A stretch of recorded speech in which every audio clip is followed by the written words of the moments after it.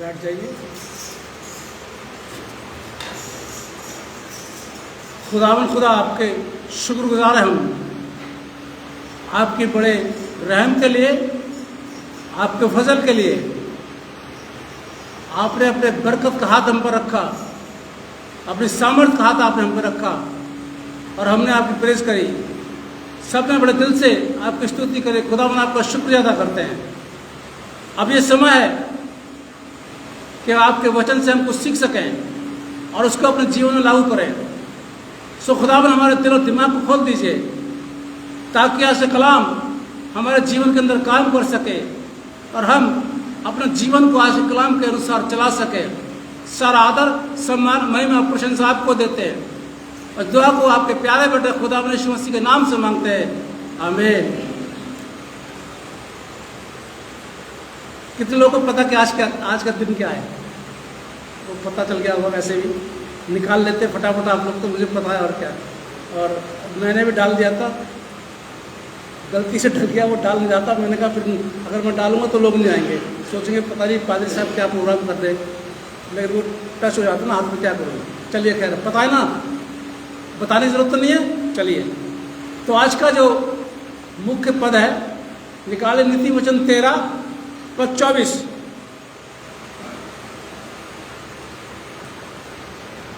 नीति वचन 13:24।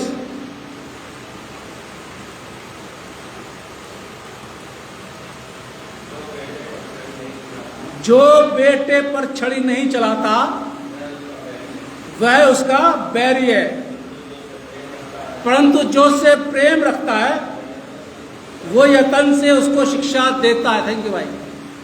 आज फादर्स डे है, तो आज पापाओं की बात करेंगे हम। बड़ा कड़वी बात है ना ये। जो अपने बेटे को या अपने बच्चों को नहीं मारता वो उसका दुश्मन है।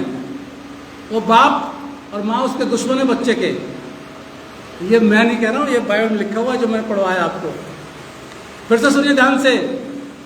जो पापा या मम्मी अपने बच्चों को नहीं मारती हैं, ब्रैकेट में नहीं कूटती हैं, तो वो उसके दुश्मन है।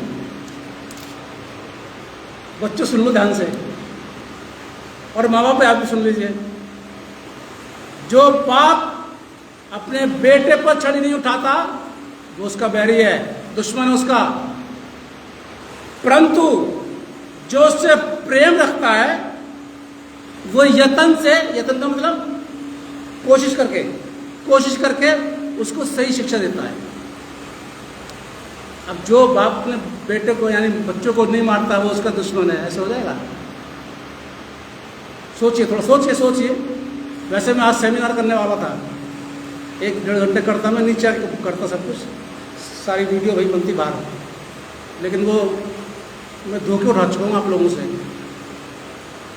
प्रोग्राम बनाता हूँ, डाल देता हूँ, सबको अनाउंसमेंट कर देता हूँ 3-4 संडे पहले, और उस दिन लोग नहीं आते, इसलिए आज मैंने कुछ प्रोग्राम नहीं किया।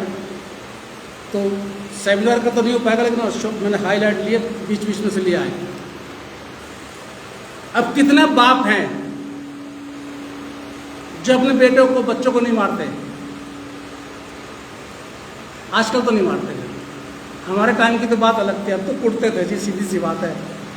जो हाथ में आया वो उठा के मार दिया। कोई प्यार मोहब्बत नहीं होती थी हमसे। धूप में खड़ा कर दिया नंगे पैर, मम्मी मामा सर में आंधे चक्कर ही तो आएंगे, मरेगा तो नहीं, खड़ा रहे। आजकल अरे मेरे बच्चा, कोई बात नहीं, कोई बात नहीं करते करते। अब मैं नहीं कह रहा हूँ आप अपने बच्चों को मारना, मैं नहीं कह रहा हूँ, ये तो बाइबल कह रही है, आप मारे ना मारे वो आपकी मर्जी है। लेकिन फिर भी एक बाप की जिम्मेदारी खानदान के प्रति बहुत होती है, क्योंकि वो घर का हेड है, मुखिया है घर का, उससे ही सारा खानदान बना है और उसकी जिम्मेदारियां बहुत होती हैं।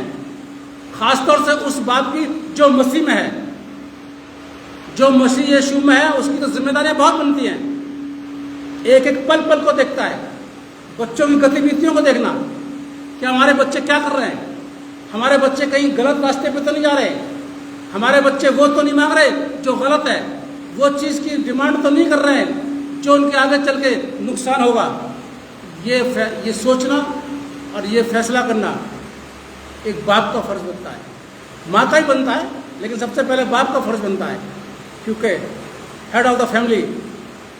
हम भी जब मेंबरशिप देते हैं और फॉर्म भरवाते हैं तो उसमें लिखा रहता है हेड ऑफ द फैमिली कौन है, पापा का नाम आता है उसके अंदर। हर जगह जहाँ पर भी आप जाइए, सन ऑफ, डॉटर ऑफ, ये सब लिखा जाता है, कौन है। आजकल तो मम्मियों का नाम भी लिखने लगा, हमारे टाइम पे नहीं होता था, हमारे सब सीधे पापा का नाम। ध्यान से सुनिए, जो पापा मसीह में है उनकी जिम्मेदारी अपने खानदान के प्रति बहुत ज़्यादा होती है। उनको अपने खानदान को, अपने बच्चों को बड़ी गंभीरता से लेना चाहिए, उनकी खुशी को भी और उनकी गम को भी, दोनों चीज़ों को सीरियसली लेना चाहिए। अगर ये खुश है, वजह होनी चाहिए उसकी, अगर ये दुखी है तो उसकी वजह होनी चाहिए। खुशी में फिर अगर सही है समझने दो, और अगर दुखी है तो उसको समझाएं। लेकिन मसीह समाज के बाप लोगों को आजकल टाइम नहीं है, वक्त ही नहीं है। हमारे टाइम पर तो था वक्त, शाम का एक था वक्त, इतने बजे से इतने बजे तक होना है, मिलना है, दुआ का वक्त था। कहीं भी रहिए, जहाँ मर्जी रहिए, जो दुआ का टाइम है वो घर में आना है, और घर में नहीं आता तो खाना बंद, सारी डिमांड बंद। हालचाल पूछा जाता था, क्या परेशानी, डायरेक्ट हम बात नहीं करते थे, वैसे पापा उधर बैठे हम उधर बैठे, ऐसी बात नहीं, हमारी हिम्मत नहीं पड़ती थी। लेकिन वो मीडिएटर कौन थी, मामा थी हमारी, उनके द्वारा बातचीत होती थी, पूछा जाता था क्या तकलीफ है, पढ़ाई में कैसा हो रहा है, ठीक चल रहे हो, कोई परेशानी तो नहीं है, कहीं गलत जगह तो नहीं जा रहे हो, कोई डिमांड है तुम्हारी, वक्त दिया जाता था। हमारे माँ बाप हमारे साथ बैठ के हमारे से बात करते थे, वक्त देते थे। ऐसा नहीं कि काम नहीं करते थे, काम भी करते थे। आजकल मसीह समाज के लोग जो बाप मसीह में हैं, उनके पास वक्त नहीं है अपनी औलादों के साथ बैठ के बात करने का, क्योंकि इतने बिजी हो गए हैं अपने काम में कि बच्चों को टाइम नहीं दे पाते हैं। और ख़ास अगर मम्मी हाउस वाइफ है तो ठीक है, लेकिन अगर वो हाउस वाइफ नहीं है, वो भी जॉब करें तो मुश्किल है। कई बच्चे अपना डिसीजन अपने आप ले लेते हैं, और आजकल तो वैसे ही वो पकड़ा दिया हाथ में बच्चे के, इससे लेते रहिए, जो गूगल है सब कुछ है, गूगल से बात करते रहिए। गूगल बुरा नहीं है अपने में, लेकिन हम उसके आदी ना हो जाएं। अपने पापा से भी गूगल बनाइए, अपने पापा को भी, और पापा भी अपने बच्चों को गूगल बनाएं। खैर, जो मसीह में है उन पापाओं की बहुत बड़ी जिम्मेदारी होती है अपने खानदान के प्रति, और निभानी चाहिए। अगर आप नहीं निभाएंगे तो आपकी औलादें बाहर निकलेंगी तो क्या बोलेंगे,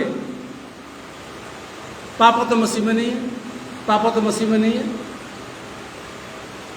बच्चा अपने बाप को देखता है, मेरे पापा क्या कर रहे हैं, वही सीखता है।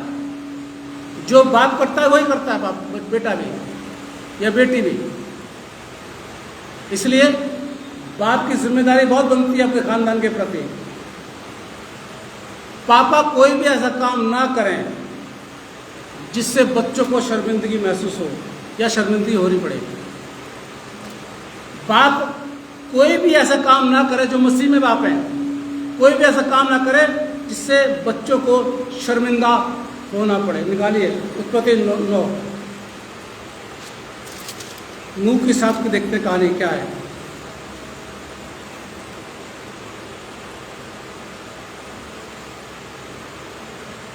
जल प्रलय हो गया, नूह बाहर आ गया, बच्चा सब कुछ हो गया, ठीक ठाक हो गया।